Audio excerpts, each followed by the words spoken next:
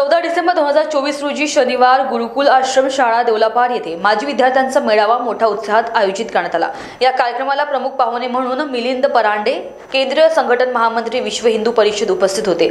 मेळाव्यामध्ये गुरुकुलचे माजी विद्यार्थी महाराष्ट्राच्या विविध भागांमध्ये विविध क्षेत्रांमध्ये उत्कृष्ट कार्य करत असल्याचे ठळकपणे दिसून आले। काही माजी विद्यार्थी आदर्श शेतकरी, व्यावसायिक, सामाजिक कार्यकर्ते, राजकीय नेते, ग्रामपंचायत सदस्य, पत्रकार म्हणून कार्यरत आहेत, तर काही स्पर्धा परीक्षेची तयारी करत आहेत। गुरुकुलच्या विद्यार्थ्यांनी आदर्श व सक्रिय कामगिरीचा वारसा जपल्याचे या मेळाव्यात प्रकर्षाने जाणवले। या कार्यक्रमासाठी विदर्भ प्रांत मंत्री प्रशांत तित्रे, प्रांत संघटन मंत्री विष्णुजी देशमुख, प्रांत सेवा प्रमुख रामजी लोखंडे, सहसेवा प्रमुख रवी किरणजी चर्जन, कोषाध्यक्ष विजयराव शेंडेकाका, माजी विद्यार्थी सुरेंद्र जिल्हामंत्री मंगलप्रसाद घुगे यांच्यासह अनेक मान्यवर उपस्थित होते। तसेच शाळेचे मुख्याध्यापक अनमोल राऊत, अनिल कंगाली, विनायक पंडेसर, विलास वासनकर सर, तसेच गुरुकुल अधीक्षक दिनेश ठाकरे, अर्चना जांगडे आणि इतर शिक्षक व शिक्षकेतर कर्मचारी मोठ्या संख्येने या कार्यक्रमात सहभागी झाले।